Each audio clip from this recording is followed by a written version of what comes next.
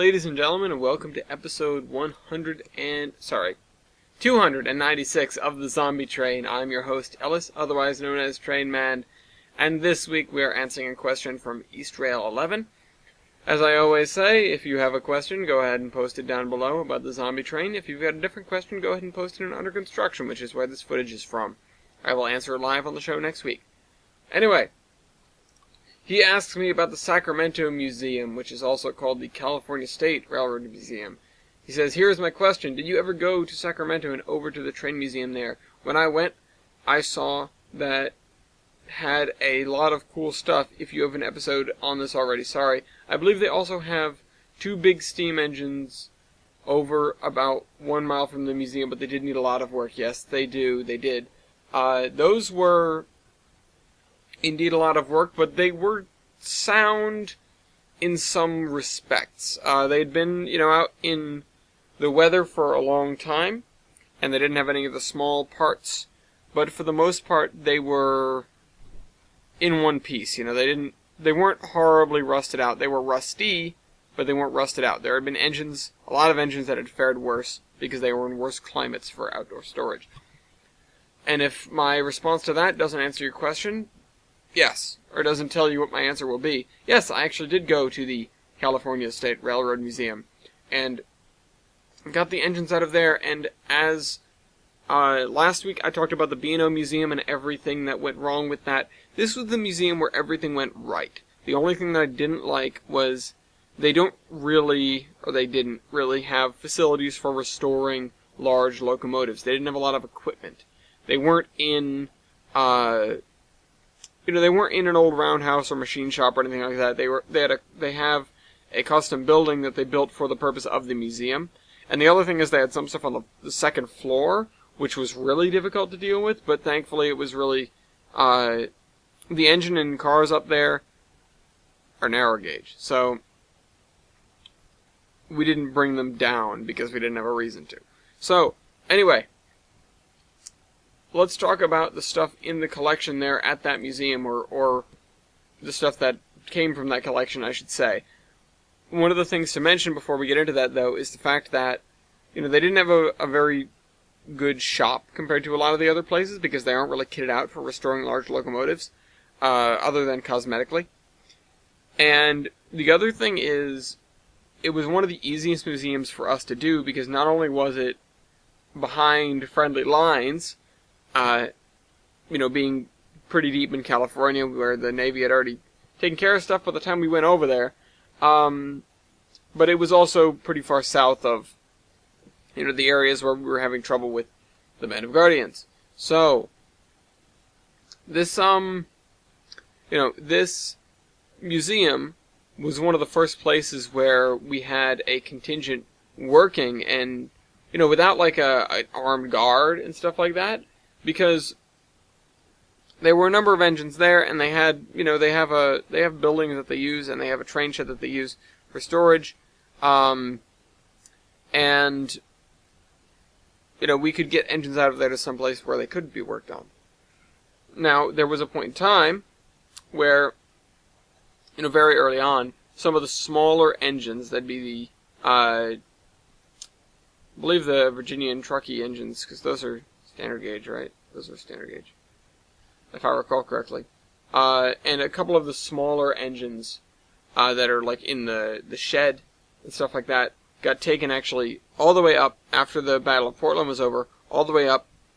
And originally they were going to go to Tillamook, but we ended up moving all the stuff back to Portland after the city had been secured. They got restored there. These were some of the smaller engines, and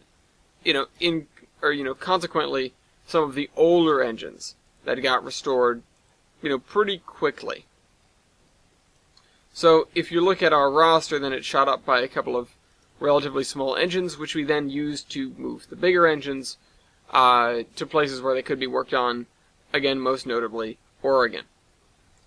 Because that's just where the equipment was. That's where they work on, that's where they worked on those big engines that they had up there, 4449, SPNS 700, that sort of thing. So, that was a place where we could do that work. A little bit limiting in terms of the space that you had, but it was like, okay, an engine needs work, it goes up there, it's done getting work, it comes back down to Sacramento. And yeah, so we're talking again smaller engines, the 440, the 260s, the 060, the 262. There was more than one 440, huh? But then there are the other ones, which the two big ones were a Northern and I think a Santa Fe, or like it's a 210-4. So I think that's a Santa Fe. I don't know. Where's my white classification thing? It's around here somewhere. Again, big engines. And as well, they have a cab forward in there. And the cab forward was something where we went, okay, we're going to take this out, we're going to restore it, we're going to use it for what it was designed to do, because we had problems, or by we, I mean Weibold, had problems with dealing with traveling through Moffat Tunnel with the steam engine. Obviously, you can kind of expect that.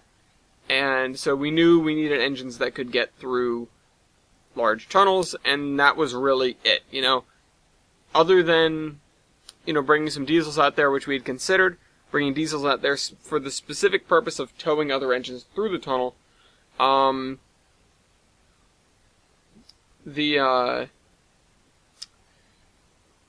having a cab forward there to bring trains through was useful. Although it didn't stay there, it wasn't like a helper just for the tunnels, although it could have been used that way. We tossed around that idea too. It was just, okay, this is the engine that's going to run this line between Burnham, basically, and, points west. A lot of trains were going through Cheyenne as well, so the Moffat route wasn't as important. The overland route being, having better tunnels, less overly long tunnels. And Tennessee Pass was an option as well, because that also doesn't have many very long tunnels. Compared to Moffat, almost every tunnel is short. So the other routes that we could use are the ones that we typically were using, and it was only when we wanted to take something from points south or points southeast of Denver and bring it through to Salt Lake City, or points west or points northwest, then we had the option of using the Moffat route if the engine had an all-weather cab or the proper equipment, or it was the cab forward. There were other options. There were a lot of passes east to west, and we didn't really have that much traffic. But the reason we tended to use more of the routes is because, well, A, different limitations for different engines, but then at the same time, then you're clogging up the easier passes, and then you deal with, okay, we need to route, the rest of the traffic, because we don't have perfect equipment to keep track of all the trains and stuff like that, or perfect track, and sometimes crews have to stop and repair track, or whatever. We should route, we should sort of spread the love out. We should put the trains through different passes, different routes, so that there are fewer trains that are going to interact with one another. That'll make things safer, and it'll make things, easier overall. Things don't have to be timed quite as closely. But, so we tried to push for Sacramento to be a half-decent base of operations, but it largely ended up being an engine stockpile, because the Navy, being waterborne, really was much happier with us moving an operation closer to the coast. So, in Oakland, in that area, in Richmond, those are places where they were, they were happier with us being there. And even other water locations. There was a military port somewhere in there, and they were like, oh, use this, use this, use this. It was a little bit swampy when we got there. They clearly didn't care about the area, but they wanted us to use it for transload of goods onto their ships, because I guess that's what it was supposed to be for. Yeah, it didn't go over so great. And eventually we switched to a different location and sort of let that area sink. But, that's a whole other matter. It's not like we were moving a lot of stuff, like we were taking stuff overseas or whatever. but it was mostly things like transporting and loading munitions, or troops, or whatever, and we had a couple of locations up and down the coast where we would be able to, where we were able to interface with the Navy, and as well, a couple more on the East Coast as well. But that was always an issue. We were always trying to find something, because they were really our biggest ally, even though their help was sometimes a little bit reluctant. We always wanted to be able to interface with them whenever possible, and during battles with people that were not zombies, naval bombardment was actually kind of helpful. I've talked about Yonkers before, and you can even read about Yonkers in Max Brooks's book, World War Z, which details the battle and how the zombies were just incredibly resistant and resilient. Since the war ended, although I say ended lightly, there's been a lot of research into how they survive and how they, continue to have the energy to exist and walk around and attack people, because they don't eat, really. It's just sort of this weird question of, okay, how are they metabolizing? How are they making, this happen? Part of it, as it turns out, at least from what I've heard, is the fact that they don't really use the human brain, and the human brain takes up a lot of a human's processing power, I guess you could call it, and energy.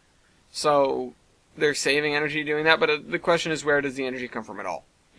That's always the question. But that's something for the scientists, not for me. I'm a railroader. I may just be a layman, etc., etc. But, that's that. Anyway, so the museum there, like I said, really just became a locomotive stockpile, because it was out of the way of what the Navy was trying to do, and they had pretty much reserved most of the area around the San Francisco Bay to, basically for whatever they were doing, housing soldiers and civilians, or growing crops, or whatever they needed to do in that area. And our prerogative was really just to stay out of their hair. So we did that. We did our best to stay out of the hair of the Navy, because we didn't really want to be a pain. And that, that left us with Sacramento pretty much to ourselves. We housed a lot of our workers there. We trained a lot of our workers there. There was enough of a shop there that we could bring in some minor equipment and train people on it, or bring in locomotives and train people on them. Again, where there were plenty of locomotives there. And that was our main school, and I haven't really talked about that much. But because it was, way behind friendly lines, and because it was very close to their base of operations where we could bring in people, they sort of processed people in San Francisco and in Oakland. That wasn't the area where, there were personnel, Navy personnel or whatever, but a lot of the time the people that were there were really transient. They were people that the Navy had picked up or whatever, and were in the process of re-educating and finding jobs for.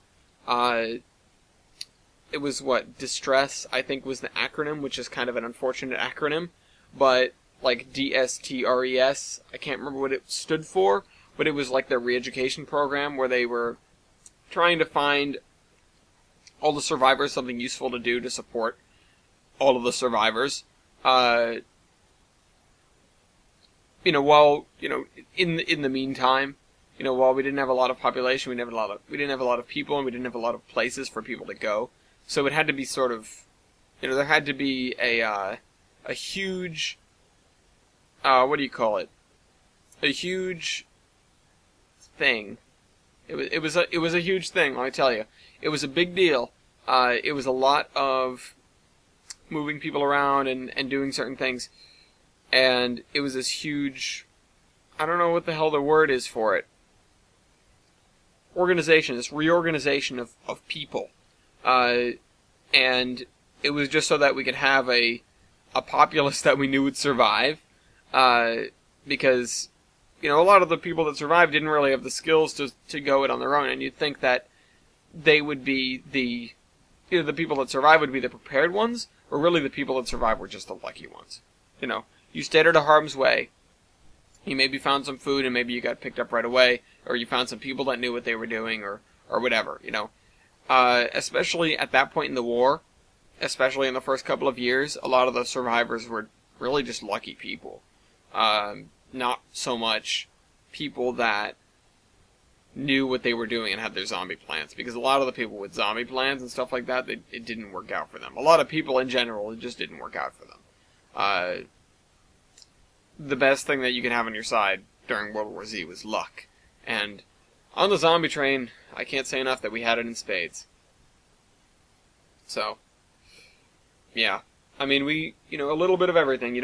One might say we made our own luck, but in the grand scheme of things, if things didn't line up, just the way it had, we could have all been dead in the first couple of days, and we would have been forgotten, just like everybody else, just like the other countless millions. So, glad we're lucky. Train man out.